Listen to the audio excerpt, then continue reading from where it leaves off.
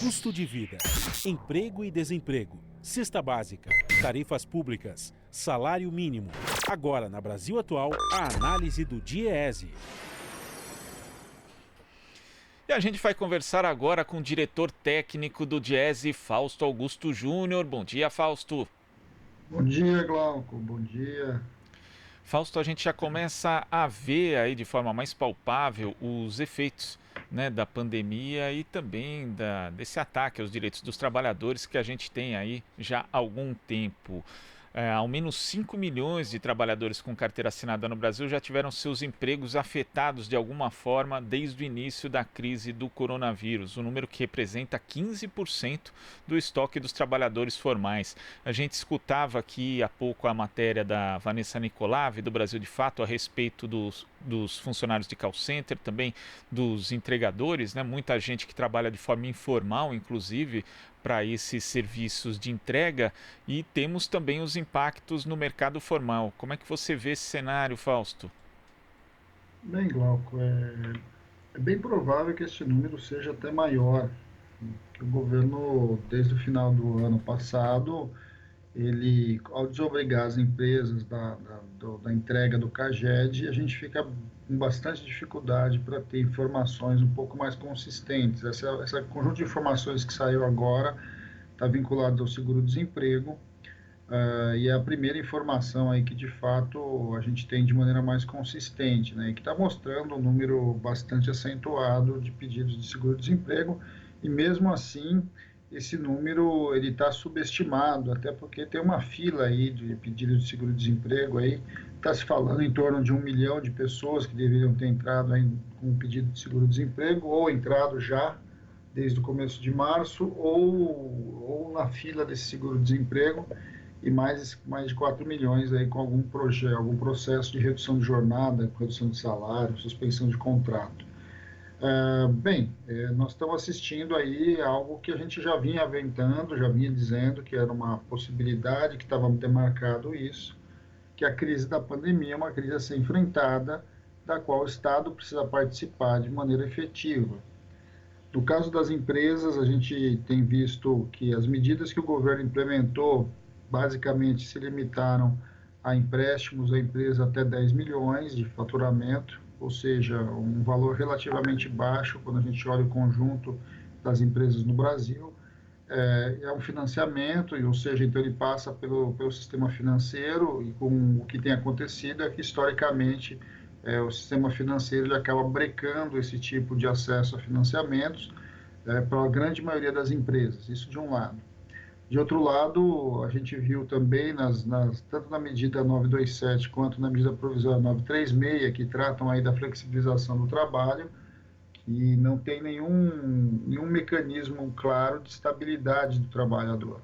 Quer dizer, existe lá só pré-anunciado, mas o trabalhador, inclusive, pode ser demitido e etc., desde que a empresa pague a multa. Como também o Estado não coloca nenhuma vinculação, ou seja, de um benefício da empresa vis-à-vis a manutenção do emprego de maneira muito clara, o que a gente tem tido aí é um aumento, sim, da taxa de desemprego, que a gente ainda vai verificar nos dados que devem sair, provavelmente, mais para o meio de maio, aí, com mais objetividade, com mais certeza, que a gente deve caminhar aí com o caso da PNAD.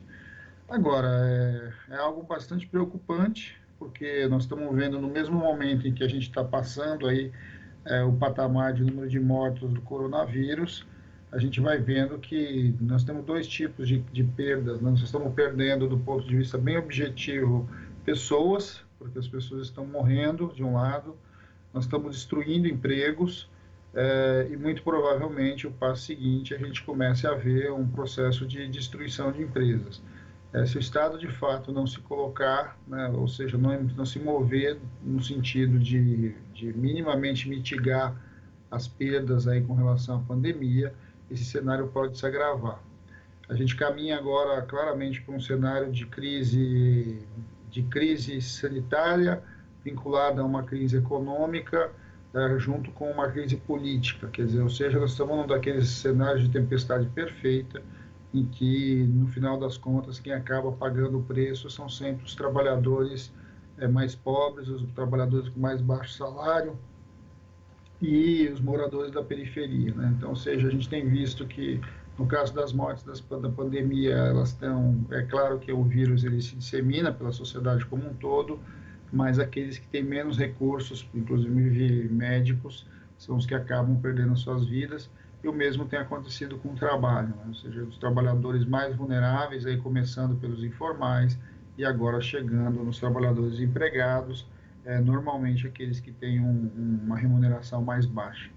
Esse é um pouco o quadro que nós estamos e a gente espera muito, e a gente faz parte, nós estamos na semana do 1º de maio, é uma semana de protesto, é uma semana de conscientização do conjunto da sociedade para o que está acontecendo no mercado de trabalho e que o movimento sindical já vem alertando desde o começo da pandemia.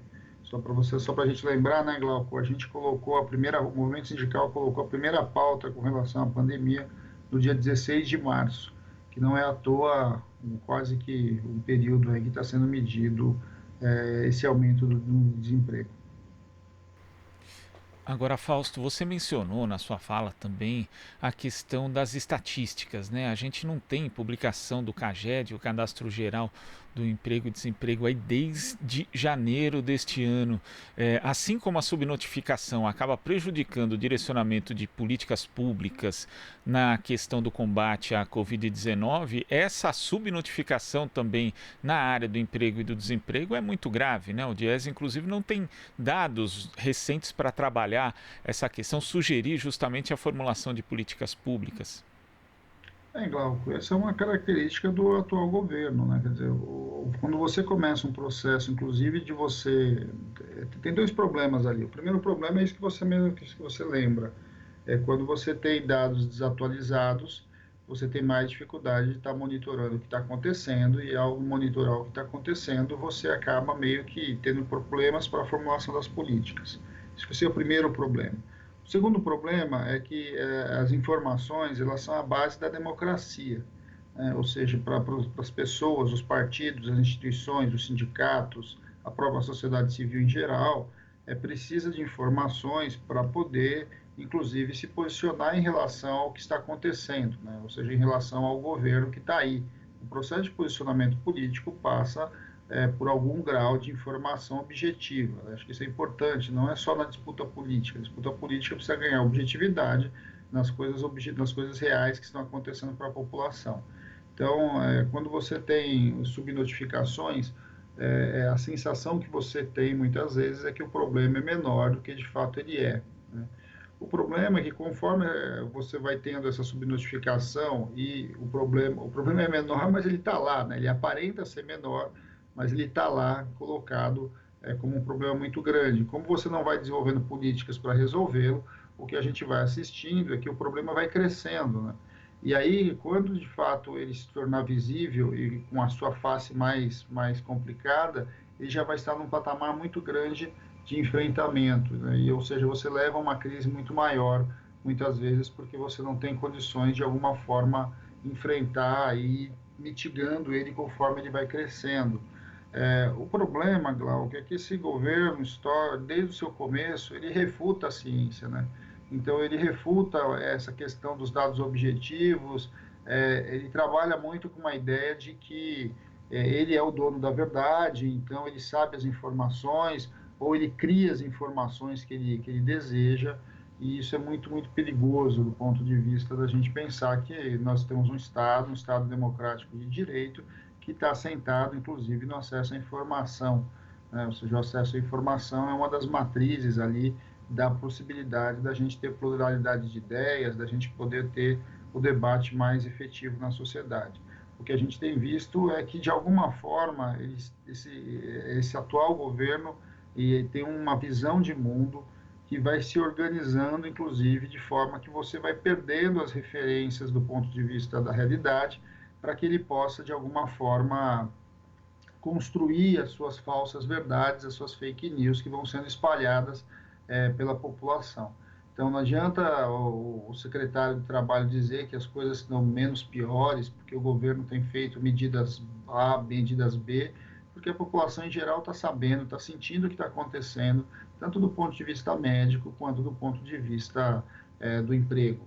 Eu acho que isso é um debate que a gente está fazendo, é um debate importante, e um dos papéis do Diese, inclusive, é o questionamento das informações oficiais, que é uma tradição nossa. O Diese nasce fazendo isso, e nós vamos continuar mapeando, vamos continuar tentando levantar o máximo de informações possíveis, da qual a gente espera poder avançar.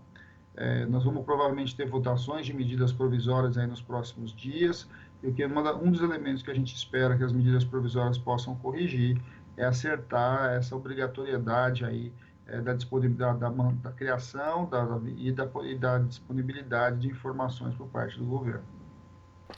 Certo, Fausto, muito obrigado pela sua participação e até amanhã.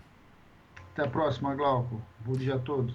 Bom dia. Conversamos aqui com o diretor técnico do Diese, Fausto Augusto Júnior.